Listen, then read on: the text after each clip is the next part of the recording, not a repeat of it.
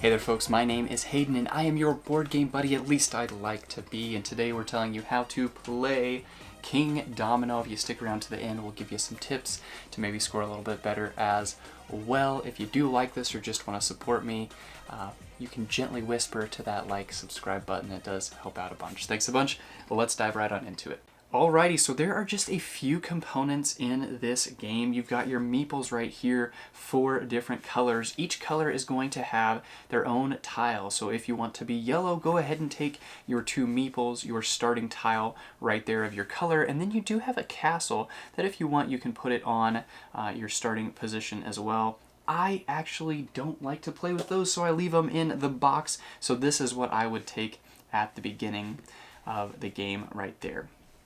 Then what we're going to do is we're going to take these tiles. We're going to set 4 out and we're going to put them in order by number. So we're going to do that twice for 2 rows right here. So we take these 4 and we look at them, see what they are. So we're going to put the 7 on top, then the 10, then the 41 and 42. And so these should be shuffled up. You can leave them in the box if you want, or you can pull them out, shuffle, however you want to do that. Then we're going to flip these over, just like so.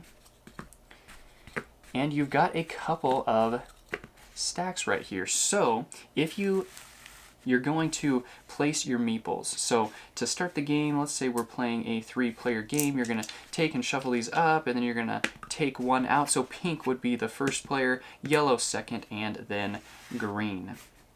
So if pink is going first, let's say they want to go down here. Generally, the bottom ones are more powerful, but you're going last when you're moving your meeple over into the next one, and we'll explain that in a moment. And then yellow gets to go, and they want to get this other crown, and green wants to get the water. So that's how it would go. You would discard this top tile if no one's using it, so it just goes out. Then green would go, so they would get to take this and add it into their little city, their area. Then they would be the first one to choose for this next row. So that's where some of the strategy comes in, where you put your guy. If you put your guy on the bottom, it's generally more powerful, but you'll be the last to take and move your meeple over to the next row. So blue would take that one, then he'd get to put his maybe down on this one that has 2 crowns instead of the 1. And he gets more water, which could be good in the future. So he does that. Yellow takes theirs, and we're just going to add this onto our city like so. We could do it like that or like that. However we want to do it, we could add it on.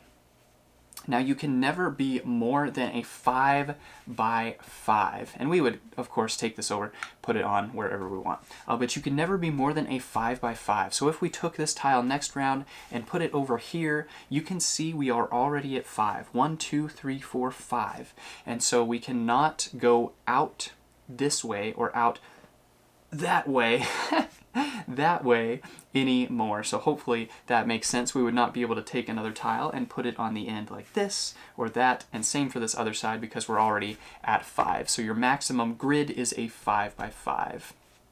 And that is how that goes there. Once the last one is taken from this side, as you're going, you're going to put these out for the next ones. I already took one, so let's put that back so it doesn't get too confusing. So that's what that would look like, and then we're going to take the next 4 from the stack over here, and we're going to do the same thing. We're going to look at the numbers. We're going to put the numbers in order just like so, and then we're going to flip them over. And so pink would get to take theirs, add theirs to their place, and then they'd say, oh, you know, I think I want this one up here. That's a nice one. This one gets discarded because no one took it. We add ours into our city. We put ours where we want. Green takes theirs, put theirs where they want, and you're going to keep on going back and forth like that until you're out of tiles. So that is when the game ends. The tiles, there should be just enough to make a 5 by 5 grid if you play everything right. You might get yourself in a situation where you can't, and you just have to discard that tile if you can't play it. So that is definitely something to keep an eye on. Now if we took this, we could put it over here to line it up with the yellow right there. You have to line up with something, and so we couldn't put it like this because that doesn't line up with anything that we've got so far. So we could put the yellow maybe like that or like this or on top or the middle. You can always go off of that, and that is a wild. So if we went like this, that would be all right as well because the green lines up with that. Now what you're looking for overall in the scoring, you're going to take the number of crowns times the number of that color or that terrain. So right now we would count the wild as 1. So we've got 1, 2, 3, 4 of those greens, and then we've got 2 crowns right here. So 4 times the 2, that would be 8 points, and you're going to score each type of terrain like that. Later on, let's say we took this yellow, added it there, so now we've got 1 crown times 1, 2, 3 of the yellow spaces. So we're going to get just the 3 points for that. And these can multiply. And so later on, maybe we add this over here. Maybe we put this right here. So we've got 1, 2, 3 crowns and 1, 2, 3 of the blue spaces. So that's going to be 3 times 3, 9. And you can have multiple of these. So if we add this over here, we've got yellows up here, but we've also got yellows down here. You want to keep them together because it's best for scoring and strategy overall. It multiplies, and so it's better to keep them together. But if you can't, this is still going to score up here, and then this would score down here. So we get the 3 times the 1 crown for 3 points, and then the 2 times the 1 crown for 2 points. So it does still all multiply. Like I said, you can have a maximum of a 5x5 grid, so do keep that in mind as you're playing. But overall, really nice, really straightforward and simple game. Once you start playing, you figure out a little bit of the strategy, but every time, whether you do really well or not, it seems like it is a fun game to play. So that is Kingdomino right there. Hopefully that gives you a little bit of how to play.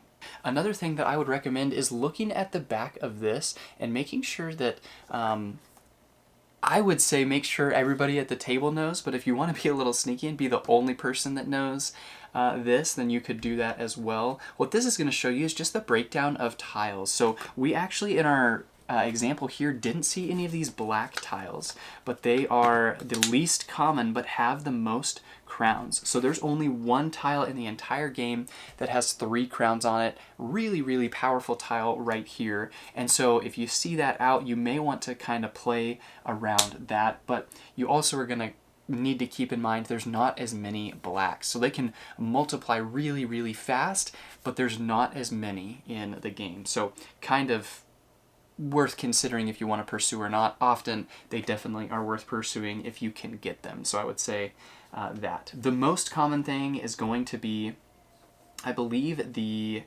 maybe it's the woods actually. It looks like the woods are very, very common. Looks like we've got 22 of those. And then the water and the fields are going to be the next common. So you can see what's the most common, what's the least common, and what is worth pursuing.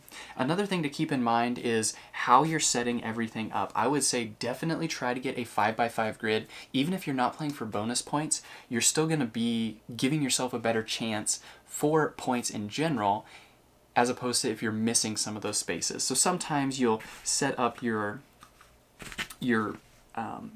map right here to where you're missing some of these things. So if I set it up like this, there's only 1 space down here and I wouldn't be able to put a tile. So I'm just missing out on a space there. And that would be the same, I think, in this other corner as well, or up here. You're just going to miss out on another space somewhere. So I would say try and set up your tiles and everything as best as you can to where you're not missing any of those spaces. If you're able to get a 5x5 grid, it really, really helps.